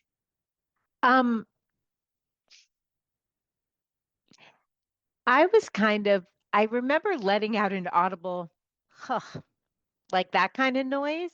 Okay. Huh. Like that was, and it's because of everything we've been saying. It's like, when I said, I wonder if it aged well. Yeah. Yeah.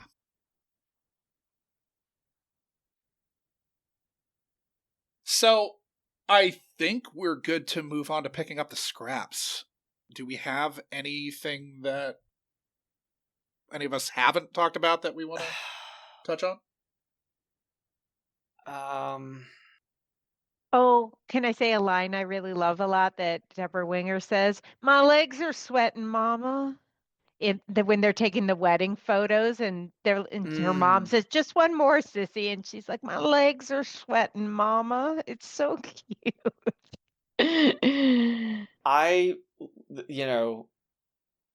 It's a very quick thing, but I think like one of my favorite like jump cuts is the first time that we see Travolta in bed post mechanical bull, and he's got his legs up like he's in stirrups. Oh yeah.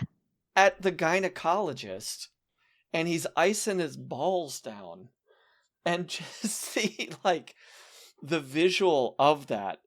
And then Jackie didn't understand why he was doing that, and I was like, it's his balls. Yeah, he hasn't quite figured out, and God knows those nut hugger genes, like there's not a lot of places, like you have to be really careful, right?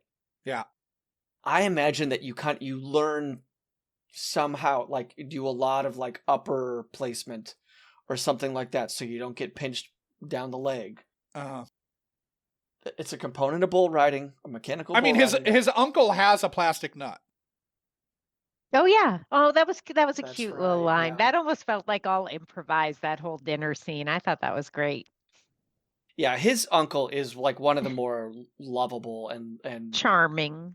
Yeah, like likable characters. I would want to hang out with that couple, right? They're like her dressing up like Dolly Parton and then popping her boob in the parking lot. That's all so cute. Yeah, there's even that there's even that like, that look that he gives his wife when she tells Bud's mom that he's at church. He's like, he's not going to be the one, to spoil the party. Right.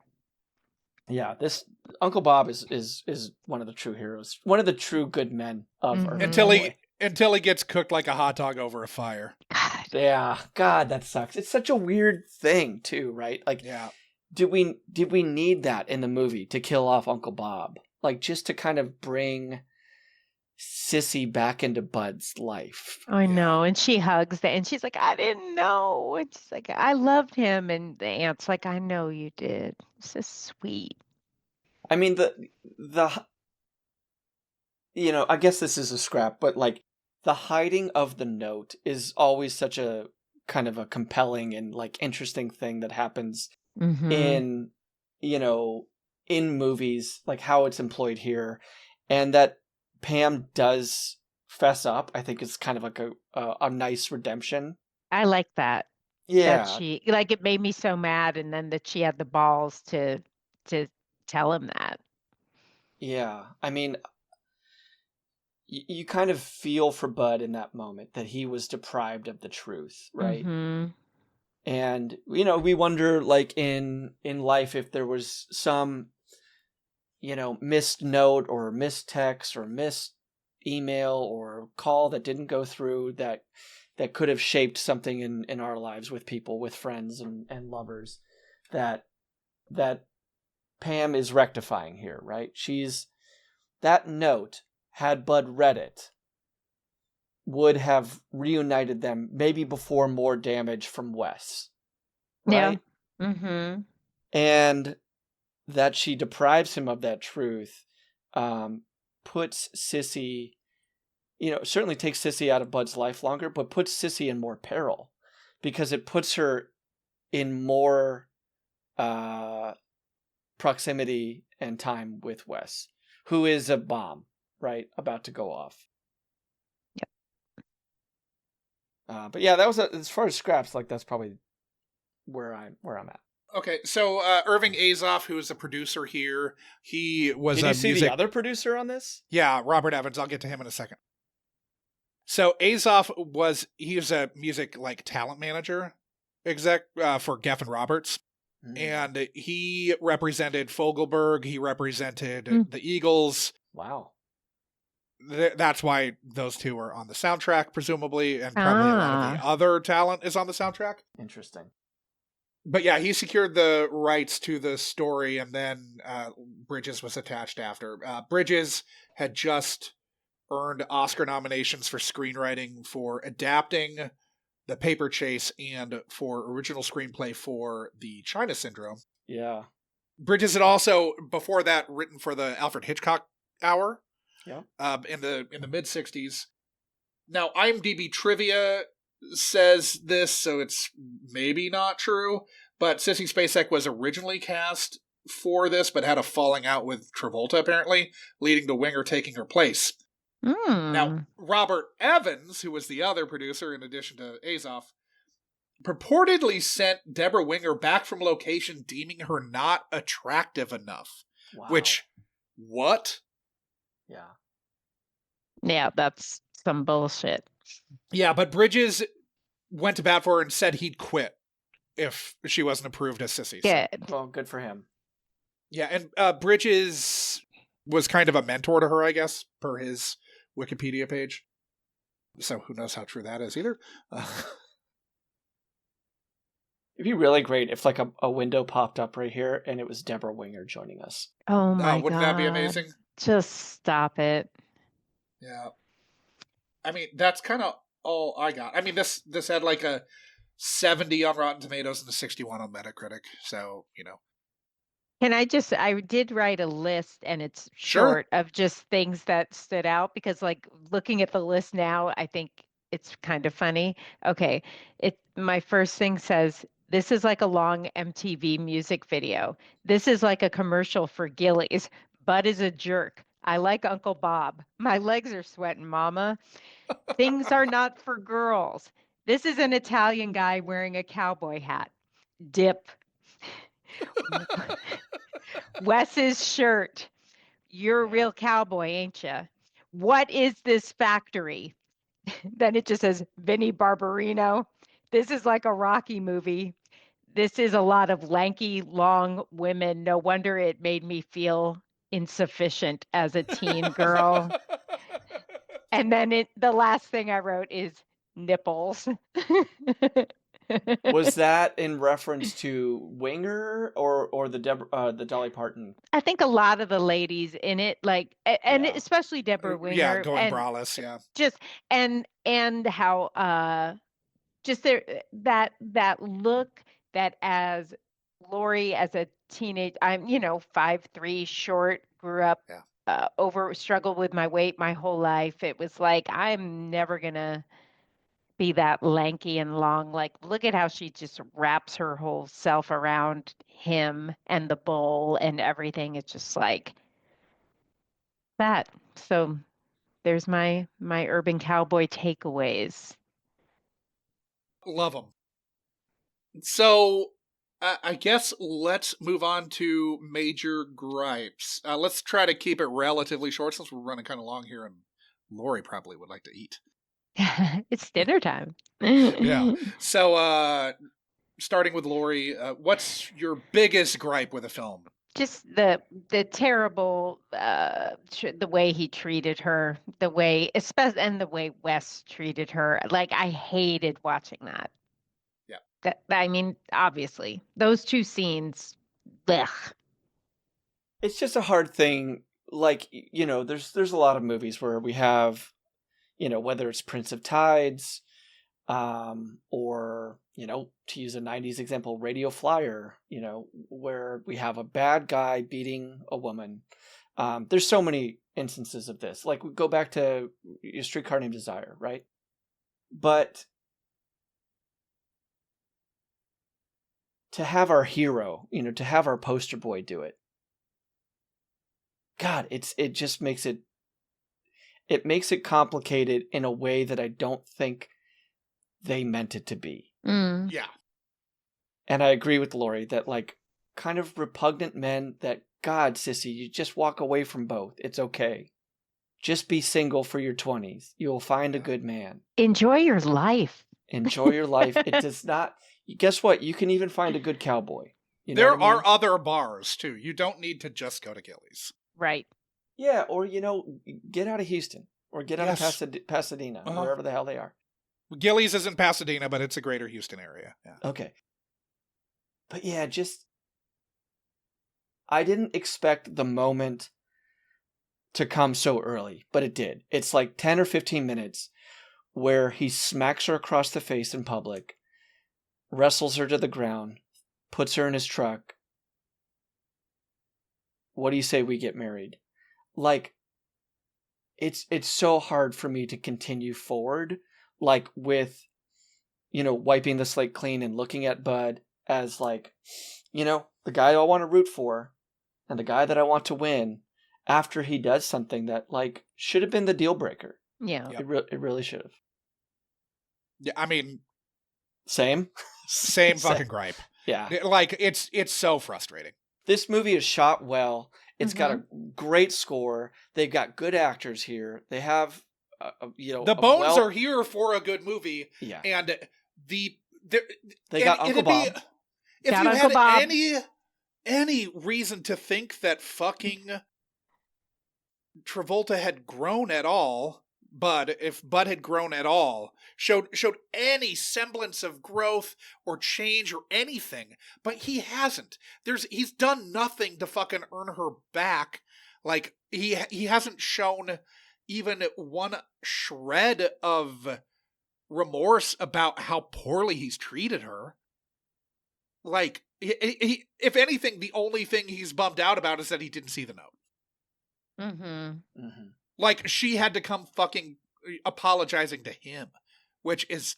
And he's kind of a dick. Fuck off. Yeah, Yeah, kind of a he dick. is. Yeah. So how would we fix this film for a modern audience? How would we save this? How would we save this? Starting with Lori, if you've got something. Just what you just said. Why wasn't there a moment at the end? Why was there never a conversation had where he's like, he doesn't. I'm sorry. I love you, baby. Like I'm gonna do better. Like there's never that conversation. There's never that acknowledgement. And I do get the sense that, like, maybe they're intending this to be about how broken these men are, and like that it's I don't know, some like uber textual or textual thing, but like it's still like it's impossible to come out of this not rooting for Sissy to have a good life, and you don't get the sense that she's going to at all. No. So I think that would be the way to change this movie up, is to have Sissy choose neither of them and walk off into the sunset by herself. I mean, that would have been great. yes. Did this movie ever get made into a Broadway musical? It did. What did they do? How did they? Hopefully she wins. I mean, how did they address that chunk of the movie. It didn't last that long. Yeah. It was like 8 weeks or something. You know, I mean, Josh, I don't know if you have one. I mean, like, you've kind of talked I about it. definitely. She wins the $5,000 and fucks off. She wins the bull riding competition. No, I think that's great. And I think, like, that's kind of where I was headed, like, as I'm watching that end of it, where, okay, I don't think he hits her, right? Like, we can still have him be a child. We can still have him Yes. be impetuous and highly reactive and, like, triggered by the slightest things, whether it's a hat tip from Wes or some other thing. Like, he's got a temper, But that he's just a child and he's not He's like just a taking it child. out on her physically. Exactly. But Because he drags her off again too. Like, it's not just the one time in the restaurant and the parking lot.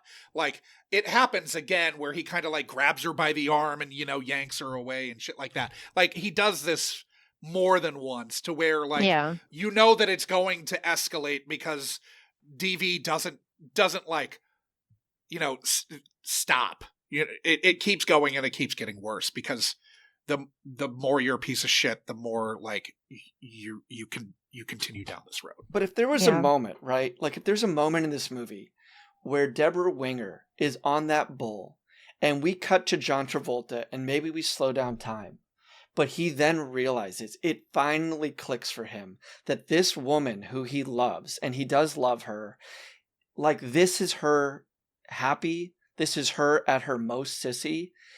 I have to let her be Sissy. And he gets it. And he's the first one to come to her after she wins the prize, right? That she wins first place at the fucking Gilley's mechanical bull ride.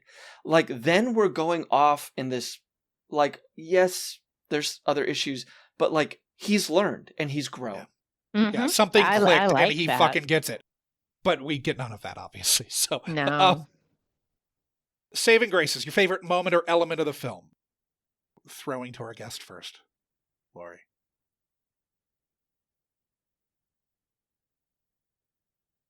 I like that the montage of them falling in love.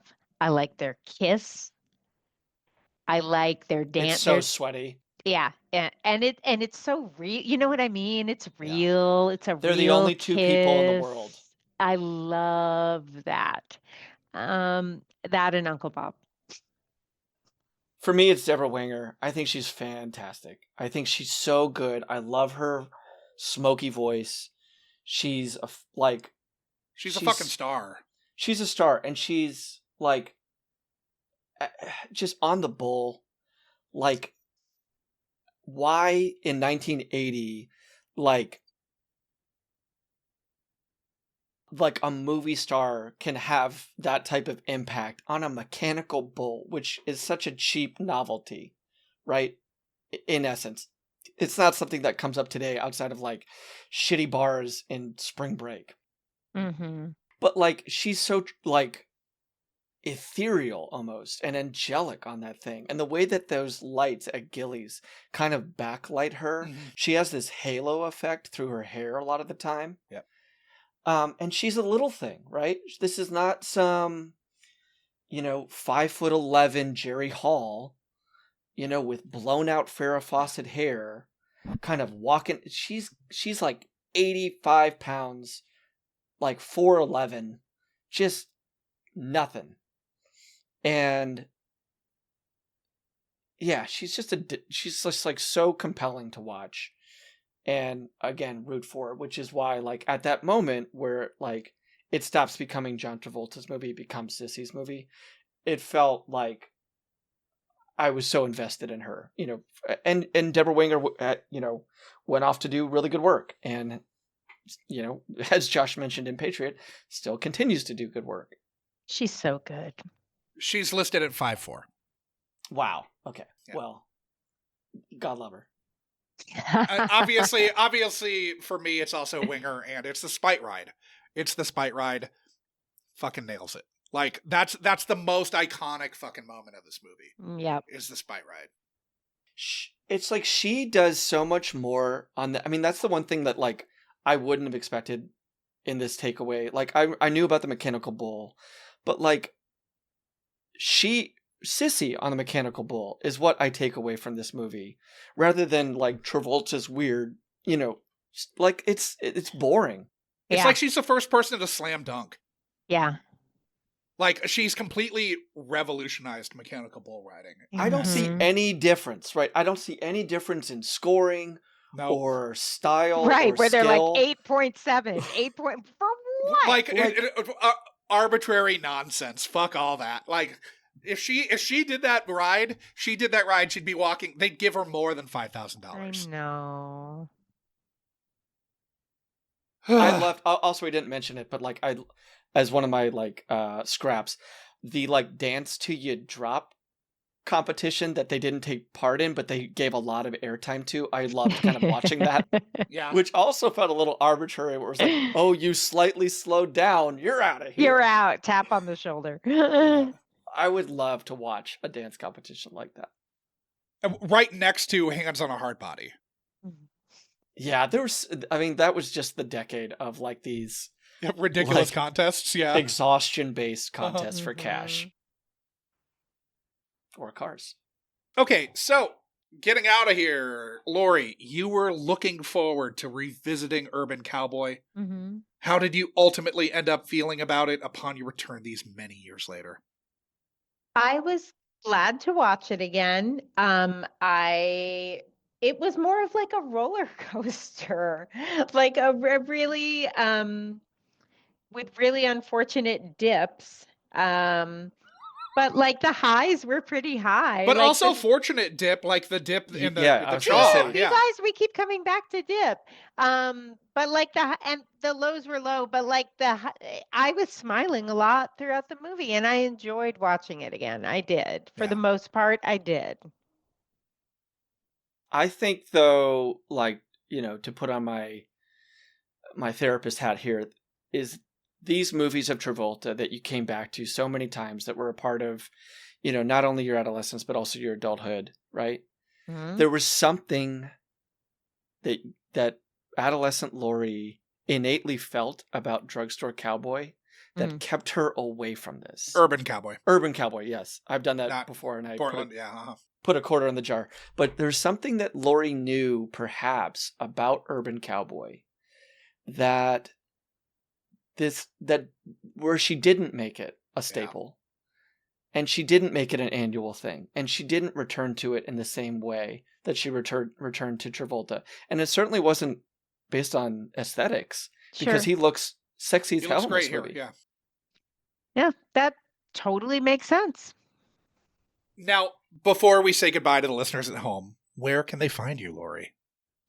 They can find me on Instagram at Lori Works From Home, and if you're in the Portland area, you can find me at Siren Theater doing funny stuff with my friends.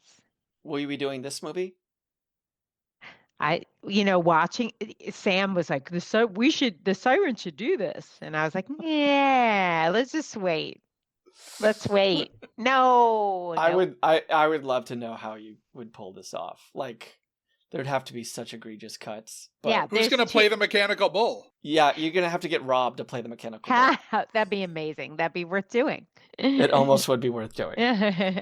Shout out Rob Campbell. Well, Lori, thank you for subjecting your youthful love of John Travolta to the scrutiny of the Unkind Rewind. It has been my pleasure. Thank you so much for having me. This has been really fun. It's been Lori, our pleasure. Yeah, you were in the right place, not the wrong place. Mm-hmm. And we love you for it. Love you. That was another installment of the Unkind Rewind, mining our childhood for content, one film from a guest's past at a time. Unkind Rewind is a Munchcasts production and can be listened to wherever you download your podcasts and watched on the Unkind Rewind YouTube channel. Music for this and every other episode of Unkind Rewind was composed by Divorcio Suave. Rate, review, like, and subscribe to Unkind Rewind on Apple Podcasts, YouTube, Spotify, and Good Pods. Links to all of our social media accounts are in our show notes, but you'll find us as at Unkind Rewind Pod on Letterboxd and nearly every social media platform, all of which can be found at our website, unkindrewind.com. If you have a question, concern, complaint, or feedback, you can email the podcast at unkindrewindpod@gmail.com or call into our call-in line, area code 507-479-6440, and leave a message that can be played on air. Fans should join the Munchcast Discord to discuss this or any other episode of the Unkind Rewind with like-minded people. This dialogue may just make it into a future episode of the pod. The Unkind Rewind Patreon will be coming soon, so start squirreling that pocket change away. Thank you for listening to the Unkind Rewind.